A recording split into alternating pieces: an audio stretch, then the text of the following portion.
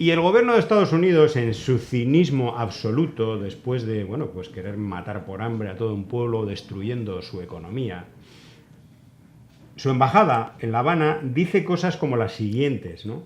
Porque Joana Tablada, funcionaria del Ministerio de Relaciones Exteriores de Cuba, dio una entrevista, ha dado varias entrevistas, una de ellas, por cierto, a Cuba Información recientemente, en la que explicaba pues lo que es el bloqueo, ¿no? Y decía, por ejemplo, que existen algunas licencias de compra en Estados Unidos de algunos productos como el pollo congelado, que ya se sabe que de vez en cuando se hacen compras de pollo congelado. Pero eso es una excepción, que además es una excepción con unas condiciones tan leoninas que hacen muchas veces imposible siquiera la compra del pollo congelado, que tiene que ser sin crédito, por adelantado, etcétera, etcétera. Pero la Embajada de Estados Unidos dice: los funcionarios del régimen cubano están admitiendo lo que siempre se ha sabido, que no hay bloqueo. Una marioneta de la dictadura reconoció que Cuba puede comprar todo el pollo que quiera de los Estados Unidos, Bueno, o sea, es decir, no se contentan con destruir las condiciones de vida del pueblo cubano, sino encima te orinan encima. O sea, te dicen que ese bloqueo no existe, que estás mintiendo, que toda su política de guerra absoluta sobre tus condiciones de vida, que no, que es un invento tuyo, o mejor dicho, un invento de tu gobierno. Le responde Gustavo Machín, que ha sido también, como Joana Tablada, embajador en varios países del mundo por parte de Cuba. Lanzamos un reto al gobierno de Estados Unidos: levanten el bloqueo y todas las medidas coercitivas, y veremos qué pasa. Dejen operar a Cuba en condiciones normales como el resto de países y observaremos si su sistema es un fracaso o no. Esta es la pregunta esencial. Nota: entre 2015 y 2017 la economía cubana vibró, bueno, yo diría que mejoró, indudablemente.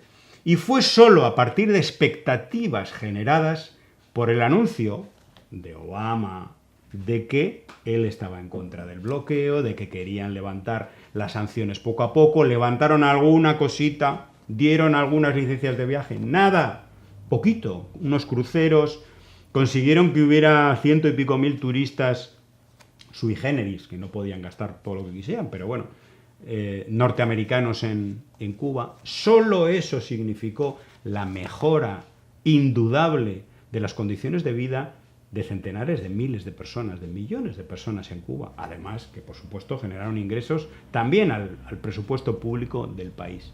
Y eso es lo que no quieren. Lo que quieren es que se muera de hambre la gente, que la economía no levante jamás de ninguna manera, para luego decir esto, que ustedes reconocen que el bloqueo no existe. Son cínicos hasta el infinito. No, pero total, pero además parece ser que ellos creen que todas estas narrativas que se dirigen, lógicamente, es contaminante, pues ellos piensan que las personas no tenemos memoria, porque el pomposo secretario de Estado Marco Rubio, él mismo admitió, los vídeos están ahí, de que las 200, pues no solo el bloqueo económico, financiero y comercial, sino que a ese bloqueo existente se le agregaron 243 medidas coercitivas por parte de la administración Trump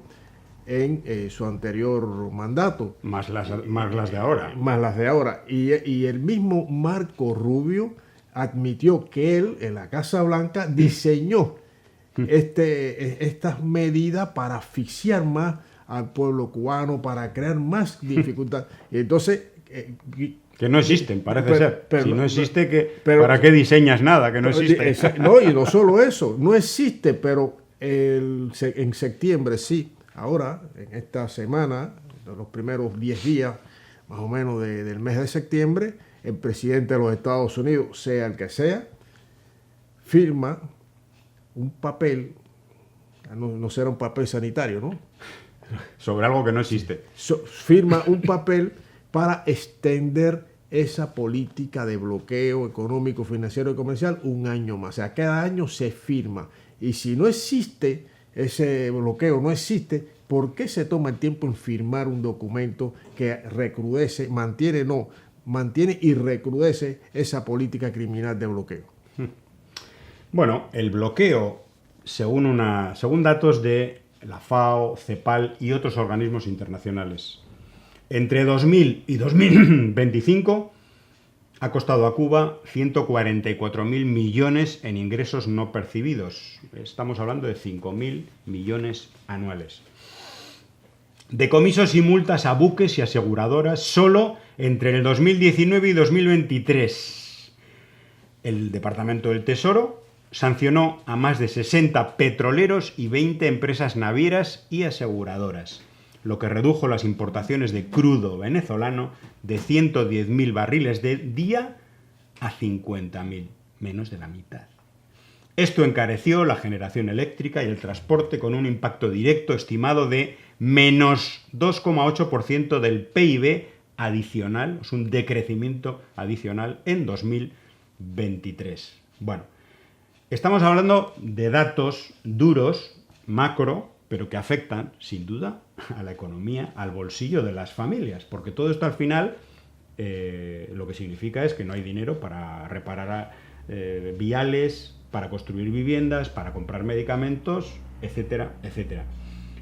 Y estamos hablando, por ejemplo, del sistema de salud que se pudo sostener de una manera mucho más digna, ahora tiene gravísimos problemas, gracias a una parte de los ingresos que recibía por convenios de salud. La reducción de ingresos por servicios médicos entre el 2019 y 2022, gracias a la ruptura de los acuerdos médicos, en Brasil, Ecuador, Bolivia, costó a Cuba 5.000 millones de dólares, que iban al Ministerio de Salud Pública, a los hospitales cubanos, etc. Y en el que colaboraron organizaciones vinculadas al Departamento de Estado, que se presentan como ONGs, pero que están vinculadas a esta política de guerra económica contra el pueblo cubano. Estos son los datos de la realidad. Lo otro es una retórica cínica, mentirosa, para justificar un crimen contra todo un pueblo. Sí, exactamente. Ellos se dicen y se desdicen.